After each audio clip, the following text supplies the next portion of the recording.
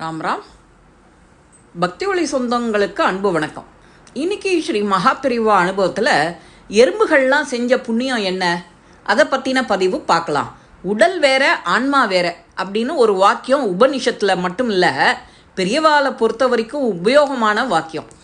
எறும்புகள் எப்படி அமுதத்தை பருகின கழிப்பில் மயங்கி கிடக்கோ, அதே மாதிரி எத்தனை ஜென்மத்தில் புண்ணியம் செஞ்சுருக்கோ அந்த மாதிரி புண்ணியம் அதுக்கு கிடச்சிருக்கு.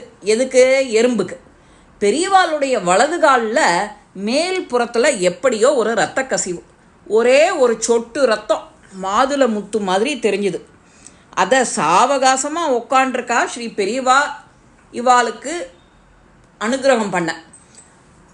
அந்த மாதிரி ஸ்ரீமடத்து சீடர்கிட்ட ஒரு தரம் பேசின்னு இருக்கா பெரியவா. ஒரு எறும்பு வந்து அந்த காயத்தின் மீள உட்கார்றது, அந்த எறும்பை பின்தொடர்ந்து அதோட உற்றார் உறவினர் எல்லாரும் சாரையாக வரா. எறும்புகளெல்லாம் தட்டி விடுங்கோ அப்படின்னு பெரியவா கிட்ட யாரான்னு சொல்ல முடியுமோ? வெளியே பெரியவாளுடைய அன்புக்கு பாத்திரமான செல்வாக்குடைய பக்தர் நின்றுட்டு இருந்தார். அவரை ரகசியமாக உள்ள அழைச்சிட்டு வரா. பெரியவா காலில் கட்டெரும்பு முக்கிறதே அப்படின்னு பெரியவா அந்த மற்றவாள்லாம் சொன்ன உடனே ஒரு நிமிஷம் அருள் நிறைஞ்ச பார்வை தான்.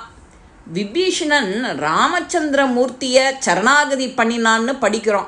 வாயால் சரணாகதின்னு சொன்னான், ஆனால் ராமனோட பாதங்களை கட்டிக்கல. அப்படி இருந்தாலும் ராமன் ரொம்ப இறக்கப்பட்டு விபீஷணனுக்கு அடைக்கலம் கொடுக்குறான். இப்போது இங்கே எதுக்கு ராமாயணம் அப்படின்னு நீங்கள் நினைக்கலாம். இந்த எறும்போ என் காலை கட்டி பிடிச்சுட்டுருக்கு.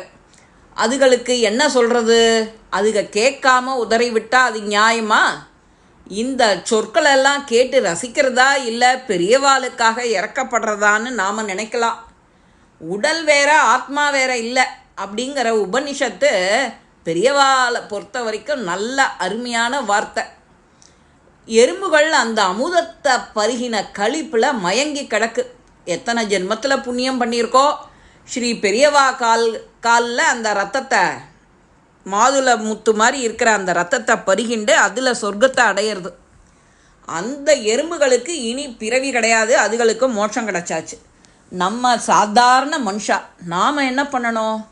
ஸ்ரீ பெரியவாளுடைய ஒரு அமுத வாக்கியத்தையும் நன்னா காதார குளிர கேட்டுண்டு இதை தெரிஞ்ச வாளுக்கு மற்றவாளுக்கு ஷேர் பண்ணினாலே நமக்கு அந்த புண்ணியம் உண்டோ இல்லையோ? என்ன நான் சொல்கிறது புரியுறதோ இல்லையா? இந்த பதிவு உங்கள் எல்லாருக்குமே பிடிச்சிருக்கோம். லைக் பண்ணுங்க, ஷேர் பண்ணுங்க, பெல் பட்டனை கிளிக் பண்ணுங்க, சப்ஸ்கிரைப் பண்ணுங்க, கமெண்ட்ஸ் பாக்ஸில் கமெண்ட்ஸ் போடுங்க. ஸ்ரீ மகாபெரிவா திருவடிகளே சரணம். நல்லதே நடக்கும். ஆனந்தமாக இருப்போம் நண்பர்களே. வாழ்க வளமுடன்.